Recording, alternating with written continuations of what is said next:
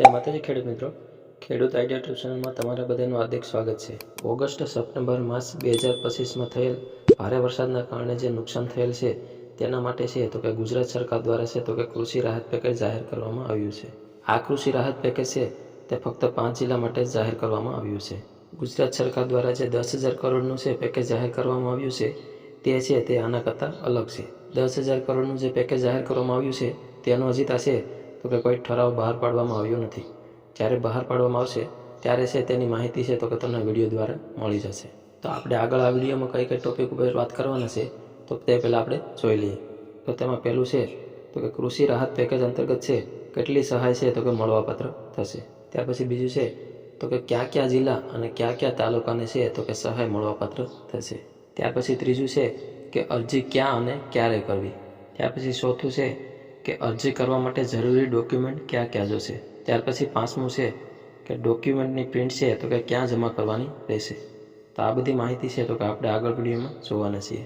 જો તમે અમારી ચેનલ પર પહેલી વાર આવ્યા હોય તો ચેનલને સબસ્ક્રાઈબ કરી દેજો અને બાજુમાં આપેલા બેલ આઇકોનને પ્રેસ કરી દેજો, જેથી કરીને છે તો કે અમારા જેવા નવા વિડીયો અપલોડ થાય તો તેની નોટિફિકેશન છે તો કે તરત જ તમને મળી જાય।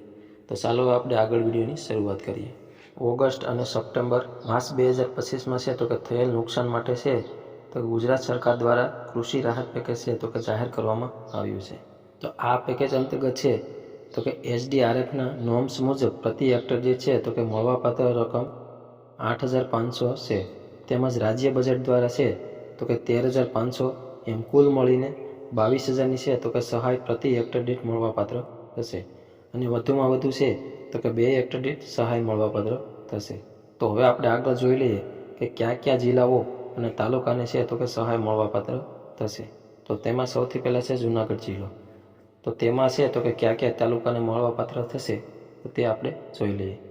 તો તેમાં છે કેશોદ, મેંદરડા, માળિયા, વંથલી, માંગરોળ અને માણાવદર। તો આ 6 તાલુકાના ગામડાઓને છે તો કે સહાય મળવાપાત્ર થશે।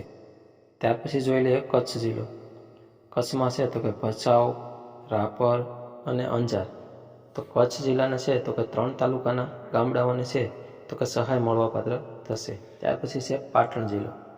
તો પાટણ જિલ્લાના છે તો કે રાધનપુર, સાંતલપુર, શંખેશ્વર અને છે તો કે સમી। તો આ 4 તાલુકાના ગામડાઓને છે તો કે સહાય મળવાપાત્ર થશે। ત્યાર પછી છે વાવ થરાદ જિલ્લો। તો તેમાં છે તો કે ભાભર, સુઈગામ, થરાદ અને વાવ, આ 4 તાલુકાના ગામડાઓને છે તો કે સહાય મળવાપાત્ર થશે। ત્યાર પછી છે પંચમહાલ જિલ્લો। પંચમહાલના શહેરા તાલુકાના છે ગામડાઓને સહાય મળવાપાત્ર થશે। તો હવે આપણે આગળ જોઈ લઈએ કે ઓનલાઈન અરજી ક્યાં કરવી અને ક્યારે કરવી। તો આ માટેની અરજી છે તો કે તમારે તમારા ગામના VCA પાસે કરવાની રહેશે। તારીખ 11 નવેમ્બરથી લઈ અને 25 નવેમ્બર સુધી છે તો કે તમે અરજી કરી શકશો। તો ત્યાર પછી આપણે આગળ જોઈ લઈએ કે ઓનલાઈન અરજી કરવા માટે ડોક્યુમેન્ટ ક્યાં જોશે। તો તેમાં છે તો કે પહેલું 7, 12 અને 8ની નકલ, આધાર કાર્ડની નકલ, બેંક પાસબુકની નકલ, જેમાં છે તો કે IFSC કોડ છે તે સ્પષ્ટ દેખાતો હોવો જોઈએ। ત્યાર પછી છે મોબાઈલ નંબર। તો એટલા ડોક્યુમેન્ટ લઈ તમારે તમારા ગામના VCA પાસે ફોર્મ ભરી દેવાનું છે। તો હવે આપણે આગળ જોઈએ કે અરજી કર્યા બાદ છે તો કે ડોક્યુમેન્ટ ક્યાં જમા કરવાના રહેશે।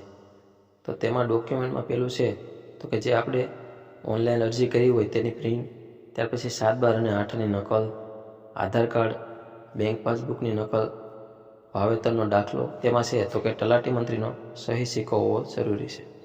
ત્યાર પછી છે તો કે 1થી વધુ ખાતેદાર હોય તો તેવા કિસ્સામાં છે સંમતિ પત્રકની પણ જરૂર પડશે। આ બધા ડોક્યુમેન્ટ છે તો કે તમારે તમારા ગામના VCAને જમા કરવાના રહેશે। ત્યાર પછી છે તે આગળની ઓફિસે છે તો કે જમા કરાવશે। આ બધી પ્રોસેસ થઈ જાય પછી છે તો કે ટૂંક જ સમયમાં છે તો કે તમારા ખાતામાં છે તો કે રકમ જમા કરી દેવામાં આવશે। આ રીતે છે તો કે તમે આ સહાયનો લાભ લઈ શકો છો। તો આવા જ યુઝફુલ વિડીયો જોવા માટે છે તો કે તમે અમારી ચેનલને સબસ્ક્રાઈબ કરી દેજો। તો મળશું હવે એક નવા વિડીયોમાં।